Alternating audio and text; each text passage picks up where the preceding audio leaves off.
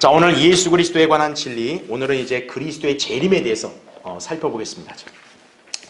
이제 우리가 주제별 성경 공부를 하는데 이제 예수 그리스도에 대한 내용들은 이제 어떻게 보면 가장 중요한 예언이고 어떻게 보면 주제의 마지막이기도 합니다. 재림이죠. 예. 그래서 오늘 그리스도의 재림에 대한 주제를 오늘과 다음 시간에 걸쳐서 살펴보고 이제 그러면 예수 그리스도에 대한 강의는 우리가 이렇게 마치게 됩니다. 예. 자, 오늘 교환 메뉴를 먼저 보세요. 예수 그리스도의 재림은 성경에서 약 1500구절 이상 직간접적으로 언급되는 만큼 가장 중요한 주제다 이거죠. 그래서 예수 그리스도의 재림을 문자 그대로 믿지 않는 사람들은요, 성경의 예언의 80%를 건너뛰는 거예요. 그러니까 성경을 안 믿는 사람하고 똑같은 거예요. 재림을 안 믿는 사람은. 그러니까 이 나라의 후천년주의 무천년주의 교회들은 성경을 안 믿는 사람들이에요. 자기들은 믿는다고 막 발뺌을 하겠지만 예수 그리스도의 재림을 문자 그대로 믿지 않는다면요, 그 성경을 믿는 사람 아니에요. 왜냐하면 1500구절 이상 그리고 성경의 여러 예언들 중에 80%가 그리스도의 재림에 초점이 맞춰져 있기 때문에 재림을 거부한다는 것은 성경의 80%를 건너뛴다는 얘기예요. 그런 사람들이 무슨 성경을 믿는 사람이에요. 그렇죠? 네.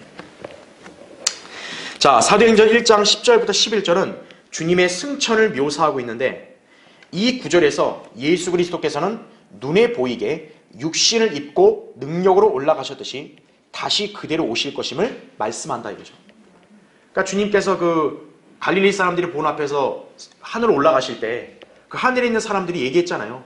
너희가 눈으로 본 그대로 그분이 다시 오신다고 그랬죠. 예. 그러니까 승천이 진리이듯이 재림도 진리인 것이. 그렇죠? 예. 자, 주님의 초림은 겸손함 가운데 초라하게 이루어졌지만 재림 때는 영광스러운 권세를 지니고 나타나실 것이다 라는 거죠. 자, 보통 그리스도의 재림에 관해서 말할 때 세 가지의 신학적인 관점이 있습니다. 이건 우리가 세대주의 공부할 때도 많이 살펴봤기 때문에 여러분은 잘 알고 있는 내용이에요. 자, 먼저 후천년주의. 자, 이 재림과 연관해서 여러분이 반드시 기억해야 될 게 뭐냐면 천년이라는 용어예요. 예. 자, 여기 보면요.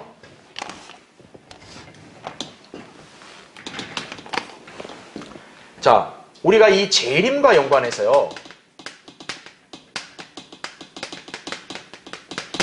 이 재림과 연관해서 중요한 용어가 제가 방금 천년이라 그랬죠. 왜냐하면 이 천년은 주님께서 실제로 하시는 통치하는 기간을 가리키기 때문에 그래요. 그럼 주님이 통치를 하시려면 당연히 하늘에서 어떻게 해야 돼요? 땅으로 내려오셔야 통치를 할 수 있는 거예요. 그래서 천년이라는 용어가 주님의 재림과 굉장히 밀접해 있는 거예요. 그래서 이거와 관련해 가지고 세 가지의 이론이 나온 거예요. 첫 번째가 뭐냐? 일단 전천년주의. 그쵸? 그 다음에는 후천년주의. 그 다음에 세 번째는 무천년주의. 일반 신학교들에서는 이런 용어들을 좀 듣겠지만 일반 교회들은 이런 거 아예 그냥 얘기도 안 하죠. 예. 아예 재림을 믿지도 않으니까 일반 교회는 대다수가. 자, 말 그대로 천년이라는 개념을 갖고 이 천년이라는 개념을 갖고 앞에 쓰인 이 용어에 따라서 해석하면 돼요. 즉, 전천년주의는 뭐냐? 천년 통치 전에 재림하신다라는 거죠. 예. 그러니까 천년 이전에 주님이 몸소 재림한다 라는 걸 믿는 거예요. 그 다음에는 후천년이죠. 이건 뭐겠어요? 천년이다 이거죠. 그러니까 천년 통치가 있은 이후에 주님이 재림하신다 이거죠. 그렇죠? 그러면 무천년주의는 뭘까요? 천년이 없다.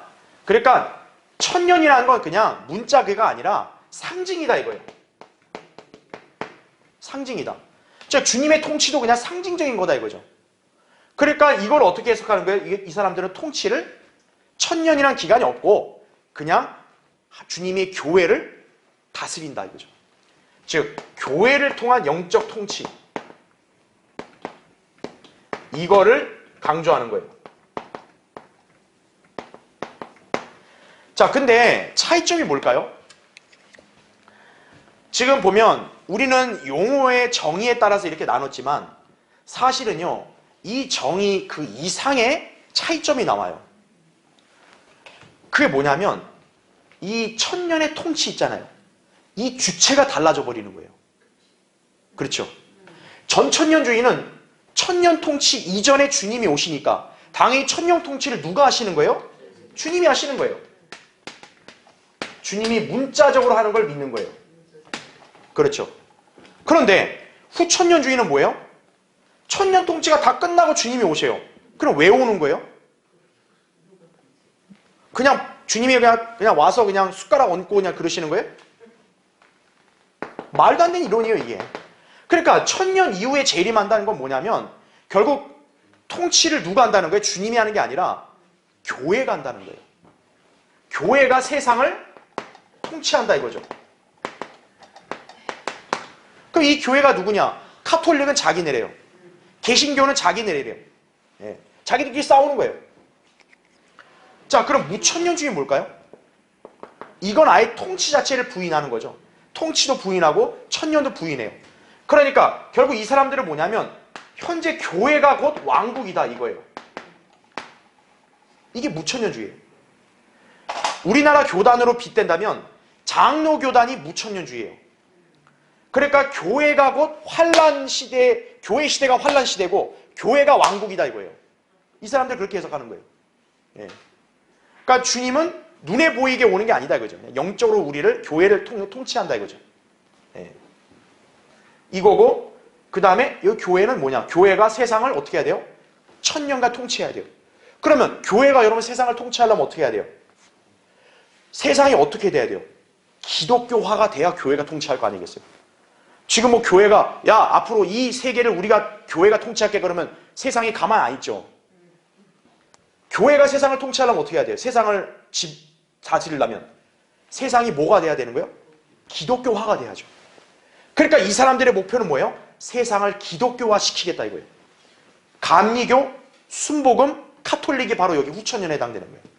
성결교가. 그래서 이 사람들은 뭐냐? 교회를 무조건 많이 세워야 돼. 누구고 나 말이고 상관없어. 그냥 편의점보다 더 많이 세워야 돼. 그래야 교회를 세상을 교회화 시키니까. 이 사람들은 교회 세우는 거예요. 그래서 열심히 해라 이거죠. 그래야 세상이 기독교화돼야 교회가 통치하고 그래야 비로소 예수님이 오신다는 거죠. 네. 이거예요. 그럼 전천년주의는 뭘까요? 지금 천년 통치에 대해서 교회가 할 수 있는 게 있어 없어요? 전천년주의는 없죠. 다시 말하면 교회는 세상을 변화시킨다든지 세상을 뭐 교회 중심으로 한다든지 그게 아니라 전천년주의는 교회가 세상을 변화시키는 게 아니라 교회는 세상으로부터 성별해서 주님의 다시 오심을 믿는다라는 거예요. 왜? 이 세상을 천년 통치하는 건 누구밖에 할 수밖에 없어요? 예수 그리스도밖에 할 수 있는 사람이 없다는 거죠. 즉 천년간의 화평의 통치는 주님이 오셔야만 가능하다. 이게 전천년주의인 거예요. 후천년, 무천년주의는 예수님 필요 없어요. 괜찮아요. 그냥 우리가 알아서 할게요. 그러니까 예수님 오지 말라는 거예요. 이 사람들은 한마디로. 네. 그러니까 이건 다 비성경적인 거짓 이론들이고 전천년주의만이 성경적 신앙이다라는 거예요. 네.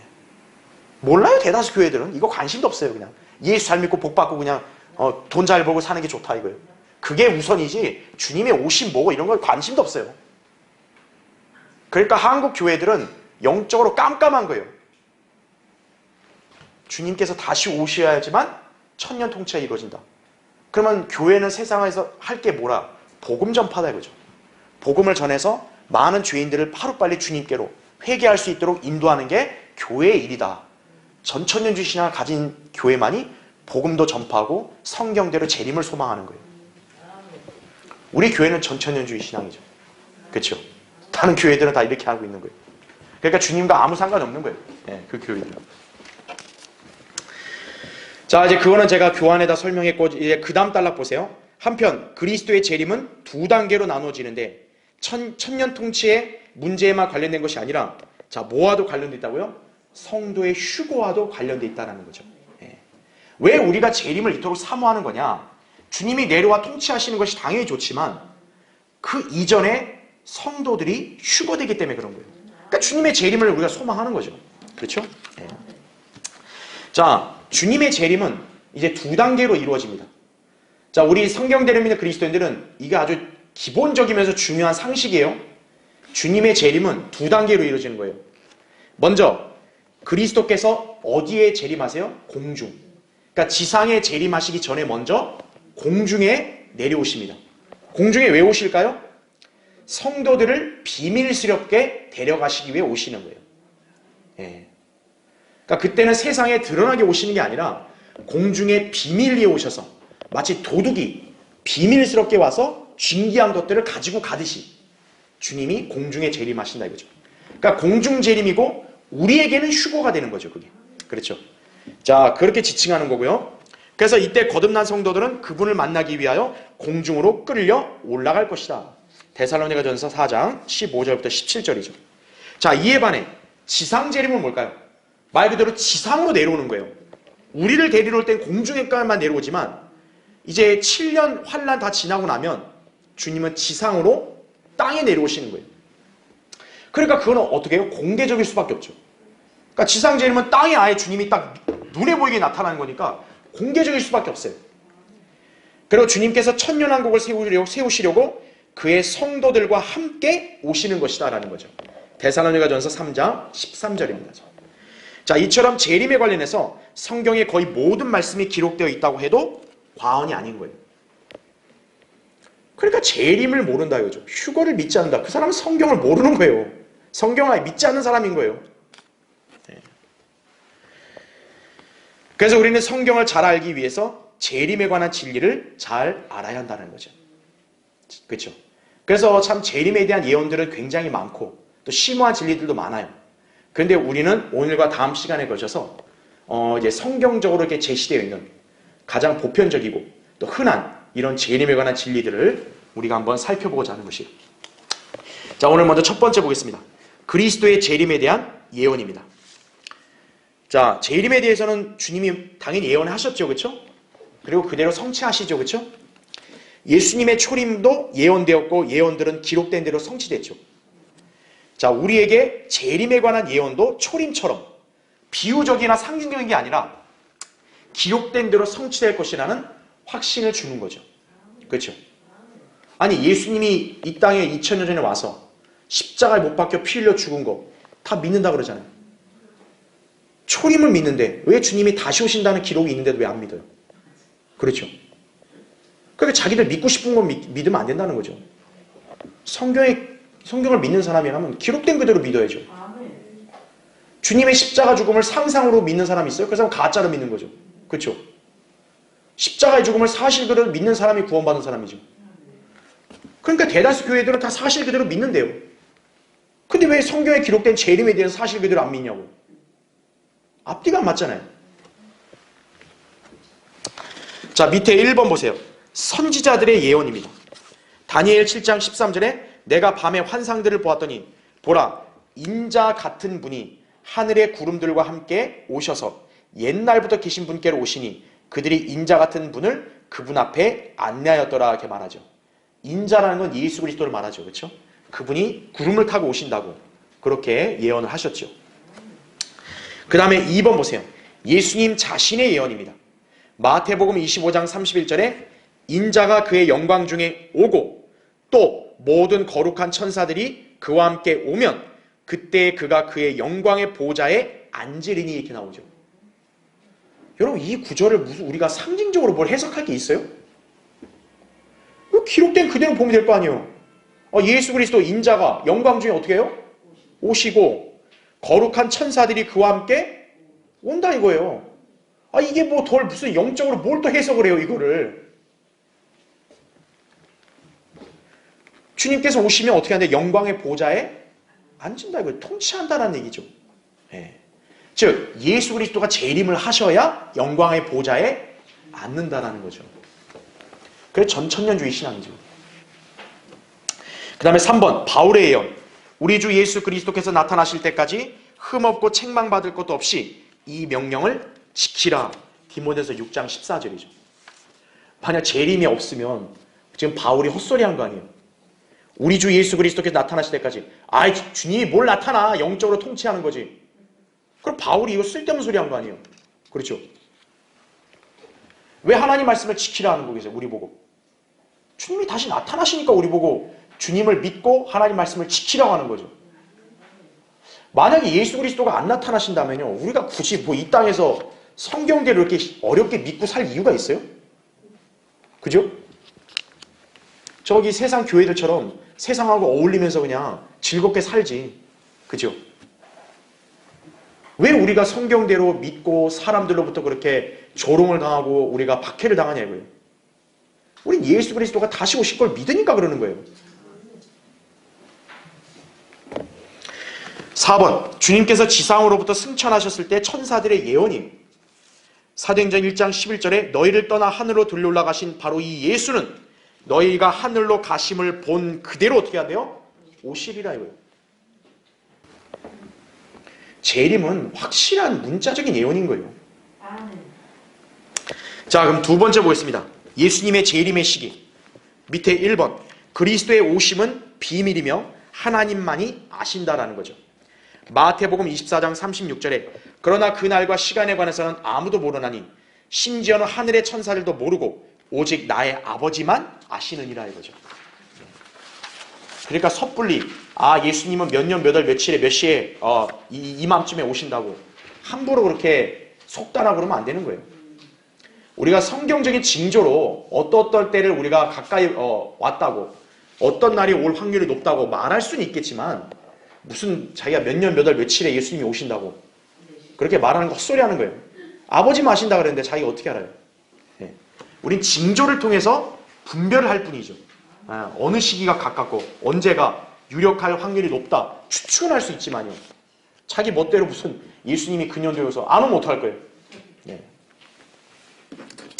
자, 그 다음 페이지 넘어왔죠? 2번 보세요. 인간으로서의 예수님은 그 시각을 모르셨지만 전능하신 하나님으로서의 주님은 그 일이 언제 일어날지 정확히 아신다 이거죠. 그렇게 마가복음에서는 아들도 모른다고 기록한 반면 마태복음에서는 아들이 빠져있는 것이다 라는 거죠. 요걸 한번 여러분에게 하나 설명드리면요. 자, 예수님께서 인자가 오는 날에 대해서 마태복음과 마가복음의 기록에 차이가 있어요. 마태복음 24장에는 하늘의 천사들을 모른다. 그리고 나의 아버지만 아신다 이렇게 나와요. 근데 마가복음 13장에서는요. 여기 천사들 모른다 나오고요. 그 다음에 여기서 하나가 더 추가돼요. 아들도 모른다가 나오고요. 그 다음에 아버지는 아신다. 이렇게 나옵니다. 여러분 이 차이 어떻게 설명하실 거예요? 마태복음에는 아들도 모른다는 말은 없어요. 그러니까 예수님께서 하늘의 천사들도 모르고 나의 아버지만 아신다 나와요. 근데 마가복음에는 하늘의 천사들도 모르고 아들도 모르고 아버지만 안다. 마가복음에는 아들도 모른다는 말을 썼어요. 왜 그럴까요? 개역성경에는요. 이게 성경의 모순인 줄 알고 마태복음에다가 아들도 모른다는 말을 여기다 첨가시킨 거예요. 개역성경에는. 그래서 개역성경 보면 똑같아요. 두 개가. 그 성경이 무지하니까 변개시킨 거예요. 그게. 인간의 이성으로 판단하려니까. 자, 우리 킹제임 성경에는 한글 킹제임 성경에는 왜 마태복음에는 아들도 모른다는 말이 없을까요? 여러분 상식적으로 생각하면 돼요. 여기에 아들도 모른다는 말이 없다면 그 말은 뭐겠어요? 아들은 안다는 얘기죠. 마태복음에서는 아들은 아는 거예요. 하지만 마가복음에서는 아들이 모른다는 거죠. 왜 그럴까요? 바로 두 책의 성격 차이 때문에 그런 거예요. 마태복음은 예수님의 어떤 부분을 강조하는 거예요? 유대인의 왕을 강조하는 거죠. 즉 여기서의 아들은 어떤 성격의 아들이냐? 유대인의 왕의 아들의 개념이에요. 즉 그러니까 왕이 내려와서 통치하는 거니까 왕이 그 날짜를 모른다는 게 말이 돼야 안 돼요? 안 되는 거죠. 그래서 마태복음에서는 아들도 모른다는 말을 안 넣은 거예요. 그래서 성령님께서. 왜? 여기서의 아들은 유대인의 왕, 즉 하나님이 신성을 가진 유대인의 왕이기 때문에 마태복음에서는 그 아들은 안다는 거죠. 그래서 마태복음에서는 아들도 모른다는 말을 뺀 거예요. 우리 성경에는. 반대로 마가복음은 왜 넣었을까요? 아들을 모른다는 말은? 마가복음의 성격에서 아들은 뭡니까? 마가복음은 하나님의 종, 인간적인 속성을 강조한 거죠. 즉 여기서의 아들은 뭐냐면 하나님의 종이에요. 종. 마태복음은 왕으로서의 예수 그리스도고 마가복음은 하나님의 종, 위대한 사역자로서의 예수 그리스도를 강조한 책이에요. 즉 그렇기 때문에 여러분 종은 주인의 일을 알아요? 몰라요? 모르죠. 주인이 하라는 일을 종은 시키는 대로 할 뿐이죠. 그러니까 여기는 하나님의 종, 즉 인간적인 속성이죠. 인성을 부각시킨 거기 때문에 그래서 여기서는 아들도 모른다는 말을 마가복음에서는 성령님이 넣으신 거예요. 바로 두 책의 성격 차이 때문에 기록상의 차이가 나는 거예요. 근데 일반 교회 성경들 그것도 몰라요. 그러니까 여기 없다. 아이고 하나님이 실수하셨네. 우리가 하나님을 도와드리자. 여기 놓자. 이렇게 해서 변개가 이루어지는 거예요. 예. 우리는 그 차이점을 알아야 된다는 얘기죠. 그렇죠? 그래서 이제 그거를 설명하고 있는 것이에요. 자, 이제 그 다음 이제 세 번째 보겠습니다. 자, 그리스도의 재림의 목적이 뭐냐 이거죠. 자, 그럼 주님의 재림하시는 목적이 뭘까? 먼저 1번, 성도의 구원을 완성시키려고 오신다라는 거죠. 주님은 죄의 권능과 형벌로부터 우리를 구원하셨으나 다시 오시면 죄의 임재에서 우리를 구원하실 것이라는 거죠. 이거를 다시 쉽게 설명하면 우리가 예수 그리스도를 믿었을 때 과거의 죄의 형벌, 지옥으로부터 구원받았죠. 그 다음에 지금은 어때요? 현재는 죄의 권세로부터 우리 영이 계속 구원받고 있죠. 예, 현재는 우리가 하나님 말씀에 따라 주님을 섬기고 이렇게 함으로써. 그리고 장차 미래는 어때요? 우리 이 죄에 있는 몸 육신이 구속을 받죠. 그러면 이제 죄의 임재는 더 이상 있어요? 없어요? 아예 없어지는 거죠. 죄의 임재로부터 우리 미래에 우리는 구원받게 될 것이라는 거죠. 이게 성도의 구원의 세 가지 시제인 거예요. 우리는 과거에 우리 혼이 지옥으로부터 구원받았어요. 이미. 현재는 우리 영이 죄의 권세로부터 날마다 구원을 받고 있는 것이. 그 다음에 미래는 우리 몸이 이제 죄의 구속을 완전히 받는 거죠. 예. 그걸 가리키는 거예요. 그러니까 주님이 다시 오시지 않으면 우리 몸의 구속이 이루어질 수가 없어요. 예. 그러니까 주님이 다시 오시는 것은 반드시 필요하다는 거죠. 그 다음에 2번, 성도들로부터 영광을 받으려고 오신다라는 거죠. 데살로니가서 1장 10절에 그날에 주께서 오시면 그의 성도들에게서 영광을 받으시고 또 믿는 모든 사람들에게서 기이 여김을 받으시리라 이거죠. 예. 그러니까 주님이 여러분 영광 가운데 나타나시면 성도들이 그런 영광스러운 주님을 볼 때 가만히 있을 수 있겠어요? 찬양과 영광을 돌릴 수밖에 없는 거죠. 그 다음에 3번, 어둠에 감추어진 것들을 빛에게로 가져오려고 오신다라는 거죠. 고린도전서 4장 5절에 주께서 어둠에 감추어진 것들의 빛을 비추시고 마음의 의도들을 나타내시리라 이거죠. 네. 그동안 어둠 가운데 은밀하게 숨겼던 죄인들이 있죠. 그런 죄인들의 어떤 야망이나 그런 죄인들의 어떤 끔찍한 행실들, 주님이 오시면 어떻게 된 거예요? 다 드러나게 되는 거예요. 네. 거짓말을 밥 먹듯이 했던 인간들은 어떤 거예요? 주님이 오시면 주님이 빛으로 다 드러나게 하시는 거예요. 발뺌했던 인간들, 정치인 그런 인간들 있잖아요. 다 그런 인간들을 어떻게 한 거예요? 빛으로 다 하나님 드러내시는 거예요. 우리 인간들은 그런 걸 못 보죠. 예. 주님이 오시면 다 드러내는 거예요. 그 다음에 4번, 심판하려고 오신다. 심판. 디모데후서 4장 1절에 그러므로 내가 하나님과 주 예수 그리스도 곧 그가 나타나실 때와 그의 왕국에서 산 자들과 죽은 자들을 심판하실 분 앞에서 내게 명하노니 이렇게 나오죠. 그러니까 주님이 나타나시면 산 자들 죽은 자들을 다 심판하신다는 거예요. 그 다음에 5번, 이 세상을 다스리려고 오신다라는 거죠. 이건 당연한 거죠. 계시록 11장 15절에 이 세상의 나라들이 우리 주와 그의 그리스도의 왕국들이 되어서 그분이 영원 무궁토록 통치하시리라 이거죠. 예. 일반 교회들은 이걸 영적으로 해석하잖아요. 하지만 우리는 이거를 실제 그대로 믿는 거죠. 그 다음에 6번, 우리를 영접하여 자기와 함께 있게 하려고 오신다라는 거죠. 요한복음 14장 3절에 내가 가서 너희를 위하여 초소를 마련하면 다시 와서 너희를 내게로 영접하여 내가 있는 그곳에 너희도 있게 하리라 이렇게 말씀하는 거죠. 네. 주님께서 처소를 마련하시면 이제 우리는 주님이 우리를 그 처소에 있게 하시려고 데리러 오신다는 거예요. 그런데 주님이 안 오시면 어떻게 돼요? 주님이 빈말만 날리신 거 아니에요? 야, 내가 너희를 위해 처소를 마련하러 간다. 다시 온다. 근데 안 와요. 그럼 뭐예요, 그게? 그죠? 우리 주님이 뭐 빈말 하시는 분이에요? 아니죠. 그죠? 자, 7번. 사망을 멸하려고 오신다는 거죠. 주께서 모든 원수를 자기 발 아래 두실 때까지 통치하셔야 하리니 멸망받게 될 마지막 원수는 사망이라 하죠. 고린도전서 15장 25절 26절 말씀. 네.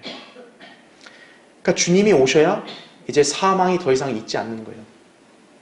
우리 그리스도인들은 주님이 다시 공중에 오셔야 이제 더 이상 사망과 그 다음에 우리 몸이 노쇠해지는 그런 일들이 없어지는 거예요. 그러니까 주님이 재림을 안 하시면은 우리 성도들 개개인에게도 굉장히 심각한 일인 거예요. 그게 그냥 오셔도 그만 안 오셔도 그만이 아니라고요. 자, 네 번째 보겠습니다. 그리스도는 그럼 어떻게 오시는가? 자, 이건 제가 아까 설명했습니다. 자, 1번 휴거는 어떻게 오신다고요? 비밀리에 이루어집니다. 주의 날이 밤에 도둑같이 오리라는 것을 너희 자신이 정확히 알고 있기 때문이라 그러죠. 그러므로 너희도 준비하고 있으라. 너희가 생각하지 않은 시간에 인자가 올 것이기 때문이라. 마태복음 24장 44절이죠. 물론 교리적으로는 이제 그 재림을 가리키는 거지만 어쨌든 우리 그 교회시의 성도들이든 환난 성도들이든 휴거는 어때요? 비밀스럽게 오신 거예요. 도둑같이 오시는 거예요. 휴거는. 왜냐하면 휴거의 목적은 세상에 드러내서 심판하라는 게 아니라 그분이 보실 때 귀한 성도들을 데려가시기 위해 오시는 거기 때문에 휴거는 비밀스럽게 오시는 거예요. 그럼 반면에 2번 지상재림은 어떻게 돼요? 공개적으로 이루어진다는 거죠. 그래서 요한계시록 1장 7절을 보면 보라 그가 구름들과 함께 오시리니 모든 눈이 그를 볼 것이며 이거 보세요. 모든 눈이 어떻게 하는데 그를 본다는 거죠. 근데 이게 어떻게 영적일 수가 있겠어요? 그를 찌른 자들도 볼 것이요 또한 땅의 모든 족속이 그로 인하여 애곡하리라 이거죠. 땅의 모든 족속이. 아, 예수 그리스도를 조롱하고 거부하고 그렇게 대적하고 그랬는데 그분이 영광스럽게 이 땅에 나타나 봐요. 눈에 보이게. 그럼 그들은 아, 이제 끝장이구나 이렇게 되는 거죠. 그렇죠? 자, 지상재림은 공개적으로 이루어진다. 그렇죠? 자, 그럼 다섯 번째. 그리스도는 어디로 오시는가? 이것도 설명드렸죠? 1번 휴거 시에는 우리는 그분을 어디에서 만난다고요? 공중에서 만날 것이다. 이거죠. 네. 자, 한번 찾아볼게요. 데살로니가전서 보세요. 네, 이거는 우리가 잘 아는 구절이지만 그래도 여러분들이 항상 이거는 소망이 되는 말씀이니까 늘 기억하셔야 돼요. 데살로니가전서 4장. 자, 4장 거기 13절부터 읽을게요. 형제들아 잠든 자들에 관해서는 너희가 모르게 되는 것을 원치 아니하노니 이는 너희가 소망이 없는 다른 사람들과 같이 슬퍼하지 않게 하려는 것이라. 그러죠? 잠든 자들이라는 건 죽은 자들을 말하는 거죠. 14절 예수께서 죽었다가 다시 살아나신 것을 우리가 믿는다면 그와 같이 하나님께서는 예수 안에서 잠든 자들도 그와 함께 어떻게 한대요? 데리고 오시리라. 그러죠. 근데 만약 예수님이 안 오시는 거라면 영적인 거라면 지금 이거 바울도 이 말한 게 지금 헛된 말 아니에요. 그렇죠? 죽은 자들을 다시 데려온다는 그 소리도 그러면 사실이 아니라는 거잖아요. 15절 보세요. 우리가 주의 말씀으로 너희에게 이것을 말하노니 주께서 오실 때까지 살아남아있는 우리가 잠들어 있는 자들보다 결코 앞서지 못하리라 이거죠. 즉 그 말은 주님이 공중에 오시면 먼저 죽은 성도들이 부활해서 변화되는 게 순서예요. 그 다음에가 살아있는 성도들이 변화되는 거예요. 이 순서를 가리키는 거예요. 그러니까 살아있는 성도가 먼저 변화돼서 올라가는 게 아니라 죽은 성도들을 먼저 부활시키는 게 우선순위라는 거죠. 그걸 말하는 거죠. 그래서 16절 주께서 호령과 천사장의 음성과 하나님의 나팔소리와 함께 하늘로부터 친히 어떻게 해요? 내려오시리니 이거죠. 내려오신다 이거예요. 그러면 그리스도 안에서 죽은 자들이 먼저 일어나고 그리고 나서 살아남아있는 우리도 그 다음에 잘 보세요. 어디에서 주님과 만나기 위하여? 공중에서 주와 만나기 위하여. 즉 주님이 지상까지 내려오는 게 아니라 우리가 공중에서 주님을 만난다 이거죠. 그러니까 땅에 있는 사람들 어떻게 해야 돼요? 공중으로 어떻게 해야 돼요? 끌려 올라갈 수밖에 없는 거예요. 그걸 휴거라고 말하는 거예요. 그걸. 그들과 함께 구름 속으로 끌려 올라가려니 그리하여 우리가 영원히 주와 함께 있으리라. 그러므로 이러한 말로 서로 위로하라 이거죠. 위로하라. 예. 근데 주님이 안 오시면은 이 죽은 사람도 어떡할 거예요? 그냥 하늘나라 가는 걸로만 끝인가요? 그럼 이 땅에 다시 안 내려와요? 예. 그게 무슨 소망이 되겠어요? 예. 주님께서는 다시 부활한다 이거죠. 그 영원히 썩지 않고 죽지 않는 몸으로 변화돼서 주님과 이제 영원히 같이 산다 이거죠. 예. 그러니까 주님의 재림을 믿는 사람은 휴거도 믿게 되는 거예요. 자연스럽게. 그렇죠. 자, 이렇게 휴거는 공중에서 만나는 거고, 그 다음에 다시 교환해 2번 재림 시에 우리는 그분과 함께 지상에 내려올 것이다 이거죠. 아까 읽었던 대로 우리가 천사들로 이제 이렇게 여겨지죠. 왜? 하나님의 아들들로 변화되니까. 그래서 이제 주님이 지상에 올 때는 우리도 함께 내려오는 거죠. 그러니까 함께 내려오려면 우리가 먼저 공중으로 올라가서 주님과 같이 있어야 함께 내려오는 거죠. 그래서 휴거가 먼저 있고 그 다음에 지상 재림이 있다는 거죠. 자, 이제 밑에 6번째 그리스도는 어떤 모습으로 오시는가? 재림의 양상입니다. 자, 먼저 1번 구름을 타고 오신다는 거죠. 또 그들은 인자가 권세와 큰 영광으로 하늘에 구름을 타고 오는 것을 보리라 이렇게 나오죠. 마태복음 24장 30절. 예. 여러분 그 서유기에 손오공 있잖아요. 손오공이 막 구름 타고 다니는 거 있잖아요. 그러다 성경 뺏긴 거예요. 그러니까 마귀가 이제 그런 종들에게 그런 것들을 주입시킨 거예요. 예.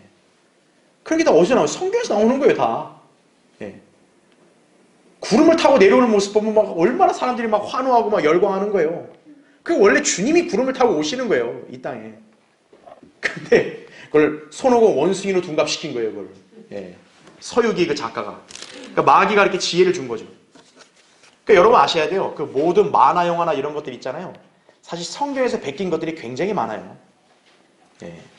진짜 나중에 한번 흥미로운 그런 교제를 한번 나눌 기회도 있을지 몰라요. 성경을 어떻게 세상이 뺏겨서 자기네 만화나 영화로 각색했는지. 그것도 아마 흥미로울 거예요. 그거 찾아보면. 자, 이제 2번 보세요. 그의 아버지의 영광으로 오신다라는 거죠. 마태복음 16장 27절에 이제 인자가 자기 아버지의 영광으로 자기 천사들과 함께 오리니 나오죠. 다음에 3번 자신의 영광으로 오신다. 즉 아버지와 주님은 하나이기 때문에 아버지의 영광하고 자신의 영광이기도 한 것이에요. 그렇죠? 그래서 인자가 그의 영광 중에 오고라고 이렇게 말씀하고 있는 거죠. 그 다음에 4번 불꽃 가운데서 오신다라는 거죠. 주 예수께서 그의 능력의 천사들과 함께 하늘로부터 나타나실 때 하나님을 알지 못하는 자들과 우리 주 예수 그리스도의 복음에 순종치 아니하는 자들을 불길 가운데서 벌하시리니 이렇게 나오죠. 데살로니가후서 1장 7절 8절이죠. 예. 불꽃 가운데 오신다라고 이렇게 말씀하고 있는 거예요. 그 다음에 5번째 능력과 큰 영광으로 오신다라는 거죠. 마태복음 24장 30절. 또 그들은 인자와 권세와 큰 영광으로 하늘에 구름을 타고 오는 것을 보리라 이렇게 말씀하고 있죠. 예. 능력과 큰 영광으로 오시는 거예요. 그 다음에 6번 하늘로 가심을 본 그대로 오신다 이거죠. 주님은 뭐 흉측하고 뭐 이게 괴상한 모습으로 오시는 게 아니라 그때 하늘로 승천하셨을 때 그 모습 그대로 다시 오신다 이렇게 말씀을 하고 있는 것이에요. 예. 그 다음에 7번 천사장의 소리와 함께 오신다라는 거죠. 데살로니가전서 4장 16절에 주께서 호령과 천사장의 음성과 하나님의 나팔 소리와 함께 하늘로부터 친히 내려오시리니 이렇게 말하고 있죠. 예, 주님께서 하늘로부터 친히 내려오시는 거예요. 8번 성도들과 함께 오신다라는 거죠. 데살로니가전서 3장 13절에 우리 주 예수 그리스도께서 그의 모든 성도들과 함께 오실 때 이거죠. 예, 성도들과 함께 오신다 이거죠. 그 다음에 9번 갑자기 오신다 이거죠. 주님은 천천히 우리에게 예고하면서 야 몇 월 며칠 날 내려갈 테니까 준비해라 그렇게 안 하시는 거예요. 갑자기 오시는 거예요. 그러니까 정신 안 차리고요. 그 믿음 생활 똑바로 안 한 사람들은요. 주님이 갑자기 오시면 당황하는 거예요. 이 세상에 속한 것들에 그냥 목매달고 그거에만 뭐 그렇게 집착하고 산 사람들은요. 주님이 다시 오시면 깜짝 놀라는 거예요. 당황할 거 아니겠어요? 그렇기 때문에 우리가 늘 준비하는 삶을 살라고 하는 거예요. 준비하는 삶을. 네. 자, 마지막 7번째 그리스도의 재림의 징조들입니다. 자, 주님의 재림하실 우리 날짜를 정확히 몰라도 우리는 징조를 통해서 시기를 파악할 수 있는 거예요. 마치 뭐와 똑같냐면 이렇게 임산부가 이제 10개월 뒤면 아이를 낳는다는 것을 누구나 다 알잖아요. 다만 그 임산부가 몇 월 며칠에 아이를 낳을지는 누구도 예측을 못하죠. 단지 임신했으면 10개월, 9개월, 10개월 뒤에는 아이를 출산한다. 다 안단 말이죠. 그와 같은 거예요. 우리가 주님의 재림도 날짜는 모르지만 우리가 징조를 통해서 시기를 파악할 수 있다는 얘기죠. 그럼 징조를 본다면 굉장히 가까웠다는 걸 알 수 있는 거죠. 자, 먼저 1번에 그 재림의 징조들을 보면요. 자, 디모데후서 3장 1절부터 7절에 나온 그 내용이에요. 어려운 때라는 거죠. 마지막 날들은 아주 어려운 때라고 말하고 있는 거예요. 그래서 사람들 어떻게 합니까? 자기를 사랑하죠. 돈을 사랑하죠. 자긍하죠. 교만하죠. 하나님을 모독하죠. 부모에게 불순종하죠. 감사하지 않죠. 거룩하지 않죠. 무정하죠. 화해하지 않죠. 모함하죠. 절제하지 못하죠. 사납죠. 선한 것을 싫어하죠. 배반하죠. 분별이 없죠. 자만하고 또 쾌락을 사랑하죠. 그리고 가장 중요한 게 뭐냐? 경건의 모양만 있는 거예요. 그냥 딱 일요일날 딱 예배 오는 거. 딱 그 경건의 모양만 있는 거예요. 그 다음에 어리석은 여인들을 사로잡아 죄들을 짊어지게 하는 거죠. 요새 이단 종파들 보세요. 이단 종파들에는 여자들이 많은 거예요. 어리석은 여자들을 다 꿰는 거예요. 전부 다. 그 다음에 여러 가지 정욕, 그리고 가장 중요한 거 진리의 지식에 이르지 못하는 거예요. 지금 이런 시기가 가까이 왔다고요. 이런 걸 보면 세상을 지금 딱 얼마나 잘 맞아요. 두 번째, 마태복음 24장 5절부터 7절, 12절부터 38절에 나온 징조들이 거짓 그리스도들이라는 거예요. 내가 그리스도다. 내가 재림 예수다. 많죠, 우리나라에. 그죠? 그 다음에 전쟁과 전쟁의 소문. 지금 세계에도 우크라이나, 러시아 전쟁 계속 일어나고 있죠. 또 모슬렘과 이스라엘 전쟁 계속 많죠.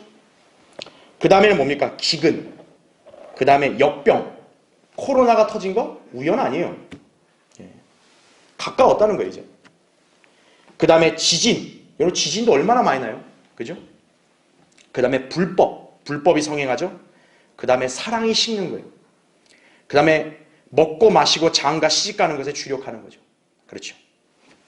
그 다음에 3번 또 다른 징조들은 뭐냐? 예루살렘의 멸망, 죄악이 극에 달한다. 이거죠. 그 다음에 대환란 때는 천국 복음이 온 세상에 전파가 되죠. 또 적그리스도가 출현하는 거죠. 이런 것들이 주님의 재림에 가까웠다는 징조가 되는 거죠. 자, 그래서 결론적으로 베드로서 3장 3절에 있는 것처럼 조롱하는 자가 되지 말아야 합니다. 그분의 재림은 분명하고 확실하기 때문이다. 모든 것을 팔아치우고 산 위에 올라앉아 그분을 기다려야만 옳은 일인가? 아니죠. 아이고 주님이 재림한다니까 우리 다 때려치고 우리 다 절간에 들어가 삽시다. 이게 아니라고요. 우리는 모든 면에서 성실하고 계획적으로 일해야 하나 삶을 영위할 때에는 경건하고 정결하게 지켜서 주님이 오늘이라도 오실 것처럼 살아야 할 것이다 라는 거죠. 그러니까 주님이 만약 오늘 오신다라고 만약 어떤 식으로도 확신이 되면 내가 막 갑자기 어제는 대충 살다가 오늘 갑자기 믿음 생활하겠습니다. 그게 아니고 신실하게 성경대로 하나님 말씀에 순종하고 믿음 생활하면 되는 것이. 오늘 오시면 오늘 여러분 할 일 최선을 다하고 주님의 오심을 바라보면 그리고 또 경배드리고 그런 삶을 사는 것이 재림을 소망하는 성도의 자세입니다. 자, 다음 시간에 또 계속 이어서 하겠습니다.